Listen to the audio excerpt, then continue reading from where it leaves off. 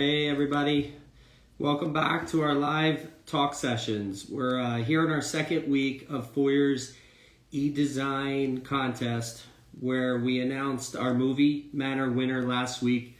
So congratulations to HMGRL Interiors who won the hearts of our Foyr judges with their design. Next up is our contest for interior design inspired by your favorite music category. Absolutely love this category as a musician. Again, hello, Rich Tardy, president of Foyr in North America, and I'm thrilled to be here with you again for our second week of Foyr's monthly E-Fest, E-Design. Get all your submissions in. We're encouraging all of our designers of all skill levels to submit your inquiries. We have some great prizes here. If you haven't already, please go to our website and look at the entries, look at the maps to the contests over the next month. All of this is public knowledge. We have multiple contests. Yes, I said that, plural contests that we're going to have here over the next month.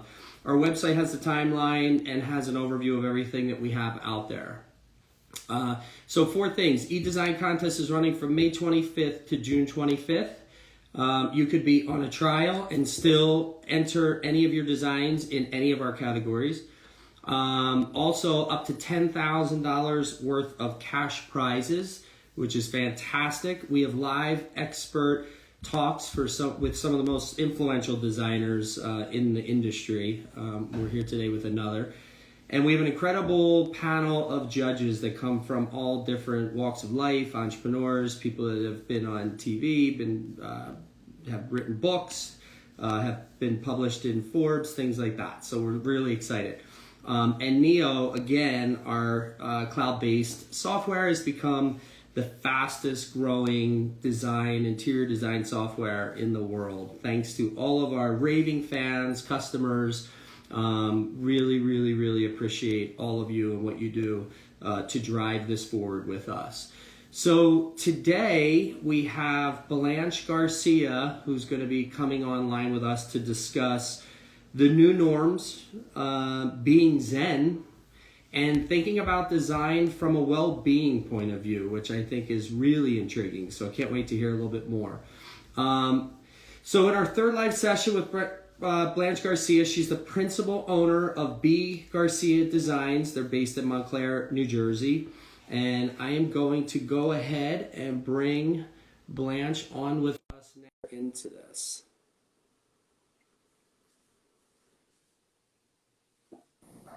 Hi. Hey Blanche, how are you? I'm good. How are you? Very good. Let me try to get this a little bit better so you see a little bit more of my body versus just my floating head. Yeah, as soon as you go live, we lose our everyone Okay. wearing shorts and flip-flops today, you know.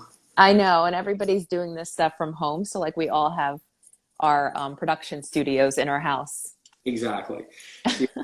So first off, I wanted to just ask about how you're doing with your newborn baby girl. It's good. She's actually really great. She is not a big crier. She sleeps pretty well during the night. She only wakes up once. And, it's an interesting learning curve. I've been a professional for a very long time. I'm having children later in life.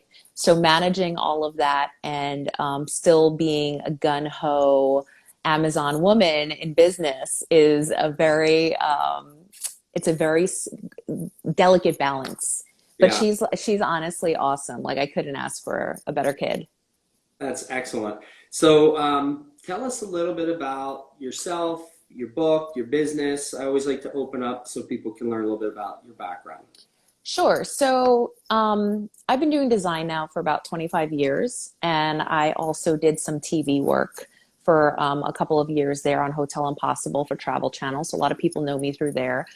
And I ended up writing a book called Empowered Design, which actually is more so about the inner and outer connection of design and how it resonates with you more so than anything.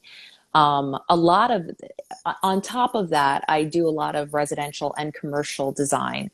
I help designers run their business as far as I call it a business motivator, because I'm not the type of person that likes to get into the minutia of like, here's your QuickBooks and move this over one step and do da da da. But I like to talk to people about what drives them and getting to the root of that and how to reinforce their business and shape their business to follow that suit, right? So I ended up dealing with a lot of designers on this topic. And so I work with designers sometimes about that, about their business. And I'm a well AP and a lead AP and licensed. So that just means that, I care about how design affects our environment, the built environment, and also the people inhabiting, the environment. And so how this all kind of came together and how this all connects is kind of the journey that we're all on. So I fell in love with interior design at like 12 years old and working on construction sites and giving back to the community. And I just started on the journey saying, I want to be a designer and pick pretty colors. And along the way, I kind of hit into my spiritual journey. And I got involved in reading things like Deepak Chopra and Eckhart Tolle and going to Omega once a year and being granola and hugging a tree. And I realized that by doing that, I kind of wanted both to get infused together. And I started looking at what I did for a living, not just, okay, the monetary and the money and making things surface pretty, but how do I connect all of those things together? And so that kind of led me to writing the book on Empower Design and making sure that, I live a passion-filled life and asking myself the hard questions along the way. And so in that, I think that kind of led me on the journey of, working with other people to kind of share what I've picked up. Does that make sense? Yeah, that makes total sense. And so, you mentioned something there. So we're all working remotely now, right? Right. New ways to do things. Is this the new norm? I think that you can't go back. You can only go forward, and we're going to take some of this with us. It's almost impossible not to. If you think about it from a business ownership model, this is a better model in some cases, less overhead, more flexibility. A lot of our people who work with us and for us, they have flexibility, more balance with home life. That's really wonderful that I think a lot of people aren't going to be willing to give up right away to get back on the grind. And some people take 2-3 hour commutes and they're like, why should I do that when I've been working from home and we've been successful? Right. So I think that a lot of what's been happening now is going to shift how we work, especially in the design world. I think that we still are a connected type of business. We like to connect with people and we like to touch and feel texture. So I don't think that's going away. But I think that the model of having this big office with like 30 people and everybody has to come in, even if they came in and worked on their laptops sitting on sofas, like very Apple, I still think that this is going to change how we do business. Yeah. I would agree with that. We're seeing a lot of that today as well. We're hearing a lot of that from both customers as well as just designers as a whole. The industry seems to be heading in that direction. So, Yeah. so I know you've shared in your videos that, thinking about design from a well-being standpoint has been critical to your success. So I think that's a very interesting angle. I've not really heard that before, so it was very intriguing when I first heard that. So can you talk to us a little bit about, being Zen and incorporating meditation into your daily routine and how that's played a role in your designing? Well, I think that in any business or any successful person, I mean, I've seen people be successful who are from all over the place. I've always been a very type A person and I'm constantly going. So for me, in order to come up with my best ideas and in order to be really present with the decisions I'm making in my life, I had to find that kind of, I'd say, presence and also silence in a way. And to find that out, you really have to ask those tough questions. For me, it was very much about finding those moments to myself, to find my balance, find my Zen. And by doing that, then the decisions that I made, was able to and am able to make decisions that are not fear-based, or at least try not to. So like the ones that, scare the shit out of you, like I'm going to jump off the cliff type of decisions, sometimes those are hard to make when you're so afraid. But when you take a minute and you kind of sit with yourself and you go, well, what do I want my life to look like? What do I want my day to look like? You realize that it's not such a hard decision anymore. But if you haven't sat with yourself and kind of had that presence of mind to say, where do I want to go next? Right. You're kind of just waking up going, well, I can't do that. I have like mouths to feed and I've got to do this. And everybody else in the industry is freaking out and we're doing this. So we're just going to do what everybody else is doing. I'm not going to do what I want to do or what feels right because I'm scared shitless and I'm just going to go in this direction. This feels right. Everybody's doing this. I'm doing this. Yeah. No, it makes total sense. It's funny. My sales coach always used to tell me that too. He's like, you can bury yourself in a hole when times are bad, or you can forge ahead and it'll make you that much stronger because while everybody else is kind of, off worrying about the world and things that are out of their control, you can focus on the things in your control and grow your business exponentially because there's less competition focused in the markets that you're in. Right. And right now, people are going to drop like flies. It's just unfortunate. But, I went through '08 when '08 hit the design industry Yeah. and I started my business again in '08, which was really tough. But I diversified and I survived. And I think that what we have to remember is that times like this have happened before, maybe not necessarily like this, but we have all been hit with things that we are not used to. And in those times, people have flourished and they've come out and they've navigated. And like water, when there's boulders, water finds its way. Yeah. So, if you kind of remember that and remember that, maybe there was a time in your past that you went through some sort of adversarial or something that really didn't go right. And you came out on the other side. And at the time, you didn't think you were going to do it. And you ended up doing it. So if you look back at your history, you realize that this isn't the first time that you've had something that has challenged you as a business. Yeah. Really good point. So, surviving 2008, I've also heard you talk about being lean and mean and not weighing your business down with unnecessary overheads like real estate, right? And things like that, and a big staff. Can you discuss what you're doing to incorporate that philosophy into your own business? Sure. I mean, like everybody else, we're working from home a lot. And I'm making sure that I'm working. It's always, I think to myself, work smarter, not harder, especially with a newborn, right? So maybe I had the time before to hold hands. Not that I ever held my clients' hands for long. I don't have a very short, like patience. Well, Uh, yeah. But the things that I had time for even before I had a baby, I have even less time for. So I have two things going on. I have COVID, but I also have the new baby and the new mom balance thing going on. So I make sure that the people that I'm outsourcing to, that they're doing the things that honestly I don't want to do and that I don't need to do. So I'm outsourcing the things that I can just delegate and kind of they can come to me for a basic overview. I don't think as a company you can afford not to do that. You have to be able to do that. So that's been helping me having part-time staff do that so that they're not 24/7 with me, making sure to find the right people. And then when I do work on the projects that I love, another thing that I'm doing is making sure that the projects are right for me. Just because the world is burning and people are freaking out does not mean you take everything that comes your way. Because what happens is that when you work with people that are not in the same like vision world with you or not in the same key with you, whether they be a client or whether they be a project, you end up wasting your precious energy working with them. You lose all of your momentum, you lose all of your time, and then you don't have anything left for the things that you really love. And then you wake up one day and you're like, I'm just surviving. I'm just like working. This client's called me 80 times today. I'm going to put a bullet in my head. I can't deal. Like, I need a minute. And the baby's crying and I'm freaking out. And I've picked 80 lamps. We've talked about this lamp till I can't anymore. For me right now, I really do a lot of commercial and hospitality, which is really my main bread and butter. It's what I love to do.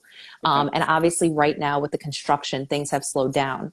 So Yeah. I've had to rely on my existing clients and kind of saying, okay, well, what else can we do? And making sure that I'm really present with them. Like, for instance, I'm working on a nursery, oddly enough, for twins, but they're clients that I've loved for years and years. So they're good clients, and I'm making sure that I deliver something really beautiful for them. So not like dialing it in. And I really truly believe that if you put the energy of something that you love, and you work really hard and you pour in your heart and soul to things that really drive your energy, you get more of that in return. So I am a big believer that the projects that I love will come to me because I'm working on stuff that I love. Yeah, it makes total sense. Michelle Lynn said that in our first session. She said, now's the time to go back to all the clients that you've enjoyed working with, that you really love, because they also have some extra time. And And maybe, everybody's home.